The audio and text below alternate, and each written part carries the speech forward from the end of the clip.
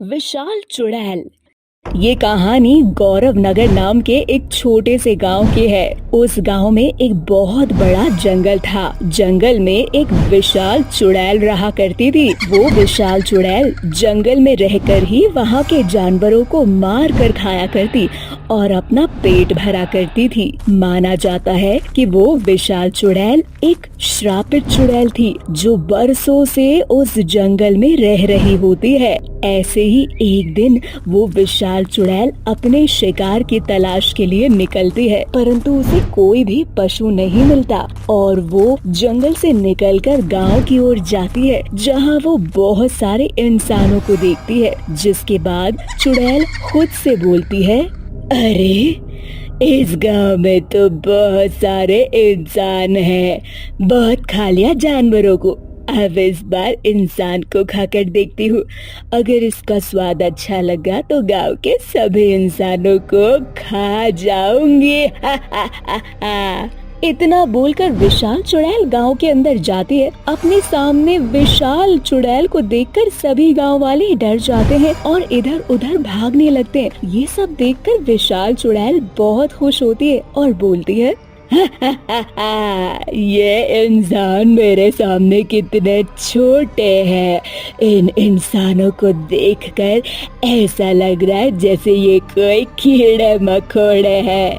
एक इंसान से मेरा पेट तो भरने वाला है नहीं। क्यों ना मैं अपने हाथों में मुट्ठी भर इंसान पकड़ लूं और फिर इनको खा जाऊं। क्या पता फिर मेरा पेट कुछ इंसानों को खा कर ही भर जाए। इतना बोलकर विशाल चुड़ैल आगे की ओर बढ़ती है और इंसानों को पकड़ने लगती है, परंतु कोई भी इंसान उसके हाथ में नहीं आता, जिसकी वजह से उस विशाल चुड़ैल को बहुत गुस्सा आता है और वो खुद से बोलती है, आखिर कब तक ये इंसान मुझसे बचकर भागेंगे। इतना बोलकर चुड़ैल एक बार फिर से इंसानों को पकड़ने का प्रयास करती है, तो वही इंसान भागते हुए एक दूसरे से बोलते हैं, अरे भागो, नहीं तो ये विशाल चुड़ैल हम सबको खा जाएगी। हे भगवान, ये विशाल चुड़ैल हमारे गांव में कहां से आ गई? अब हम गांव वाले क्या करेंगे? ये तो इतनी विशाल है कि हम सबको एक ही बार में पकड़कर निगल जाएगी। ये चुड़ैल हम सबको खा जाएगी। अब हमारी रक्षा केवल भगवान ही कर सकते हैं। प्रभु हमारी रक्षा करो। फिलहाल तो खुद को बचाने के लिए हमें अपने अपने घरों में जाना चाहिए। इस तरह से सभी गांव वाले अपनी जान बचाने के लिए अपने अपने घरों में जाकर छिप जाते हैं और घर का दरवाजा बंद कर देते हैं। परंतु जब तक बिरजू अपने घर पहुंचता है, तब तक वो विशाल चुड़ैल अपने हाथों से बिरजू को पकड़ लेती है और उससे बोलती है, आखिर एक इंसान मेरे हाथों में आ ही गया। अब बोल तू मेरे हाथों से कैसे बचेगा? अब तुझे मेरा भोजन बनना ही होगा, तो अब मेरा भोजन बनने के लिए तैयार हो जा। कहाँ तुम विशाल चुड़ैल और कहाँ मैं छोटा सा मामूली सा इंसान। मुझे अकेले को खाकर तुम्हारी भूख कैसे शांत होगी? तू बोल तो सही रहा है, पर मुझे भूख लगी है और तुझे खाकर मेरे पेट को कुछ देर के लिए शांति मिलेगी। मेरे पास तुम्हारी भूख शांत करने का एक बहुत अच्छा तरीका है। अगर तुम मुझे छोड़ दोगी तो मैं तुमसे वादा करता हूँ, मैं तुम्हें रोज भोजन लाकर दूंगा और वो भोजन बहुत स्वादिष्ट भी होगा। अपनी जान बचाने के लिए तू मुझे बेवकूफ बना रहा है? मैं सच बोल रहा हूँ। मैं तुम्हें रोज खाना लाकर दूंगा और वो खाना बहुत ही स्वादिष्ट होगा। उसे खाकर तुम्हारा मन और तुम्हारा पेट दोनों भरेगा। तुम खुद ही सोचो, मैं इतना सा छोटा सा, मुझे खाकर क्या तुम्हारी भूख शांत हो पाएगी? नहीं ना। और अगर मैं तुम्हें रोज खाना नहीं दे पाया तो तुम मुझे खा जाना। बिरजू की बात सुनकर विशाल चुड़ैल कुछ देर तक सोच में पड़ जाती है और बिरजू से बोलती है, ठीक है, पर मैं पहले तुम्हारा लाया हुआ भोजन खाकर देखूंगी। अगर मुझे उसका स्वाद अच्छा लगा तो ही तुम्हारे लाए हुए को खाऊंगी। अगर स्वाद पसंद नहीं आया तो मैं तुम सभी गाँव वालों को एक ही बार में मार कर खा जाऊंगी। हमें मंजूर है, अब मुझे छोड़ दो। ठीक है, मैं तुम्हें छोड़ रही हूँ, परंतु शाम तक तुम मेरा भोजन लेकर गांव के बाहर आ जाना। मैं वही तुम्हारा इंतजार करूंगी। इतना बोलकर चुड़ैल बिरजू को छोड़ देती है और वहाँ से चली जाती। ये देखकर सभी गांव वाले बड़े हैरान होते हैं और बिरजू से बोलते हैं, अरे बिरजू भाई, ऐसा क्या कहा तुमने उस विशाल चुड़ैल से जो उसने तुम्हें छोड़ दिया और यहाँ से चुपचाप चली गई?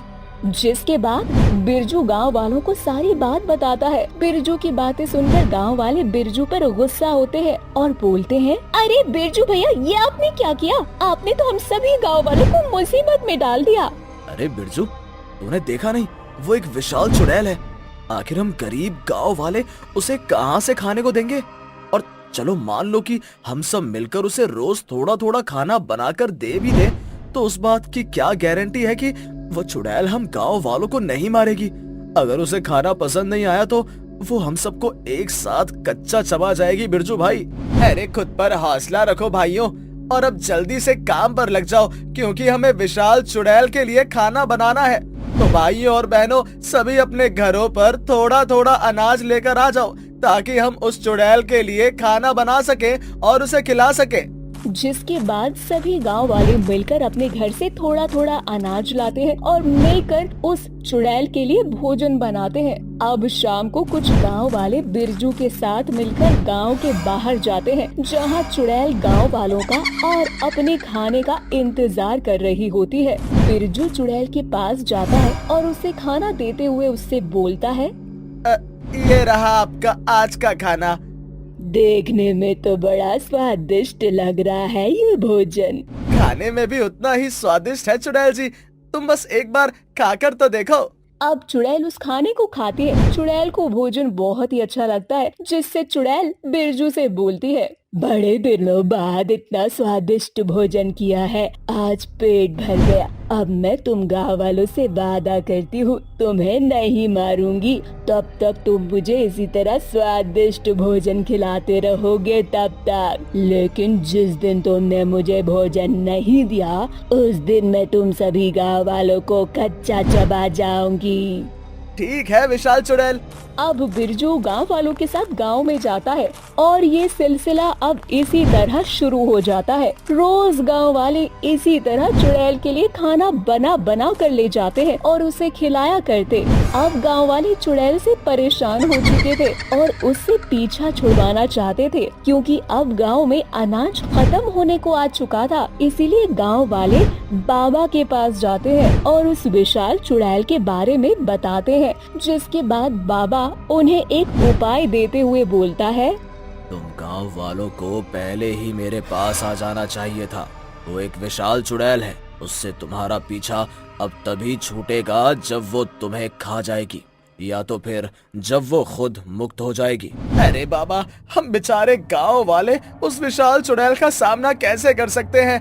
आखिर हम ऐसा क्या करें कि उस चुड़ैल को मुक्ति मिल जाए और हमें भी इस चुड़ैल के साए से छुटकारा मिल जाए। आज तुम गांव वाले मिलकर अपने गांव में एक पूजा करना और माता रानी को भोग चढ़ाना, और वही भोग तुम बिना कुछ बताए चुड़ैल को भोजन के रूप में दे देना। जब वो विशाल चुड़ैल भोग खाएगी तो वो जलकर भस्म हो जाएगी और उस चुड़ैल को मुक्ति मिल जाएगी। ठीक है बाबा, अब हम ऐसा ही करेंगे। आपका बहुत बहुत धन्यवाद। इतना बोलकर गांव वाले अपने गांव में जाते हैं और माता रानी की पूजा करते हैं। साथ ही माता रानी के लिए भोग तैयार करते हैं। अब इसी तरह से शाम हो जाती है और हमेशा की तरह सभी गांव वाले मिलकर आज फिर से चुड़ैल का भोजन लेकर जाते हैं। परंतु इस बार वो बाबा के कहे अनुसार चुड़ैल के लिए माता रानी का चढ़ाया हुआ भोग लेकर जाते हैं। उस भोग को खाते ही चुड़ैल के शरीर में आग लग जाती है और वो जलकर भस्म हो जाती है, जिसके बाद सभी गांव वालों को उस चुड़ैल से मुक्ति मिल जाती है।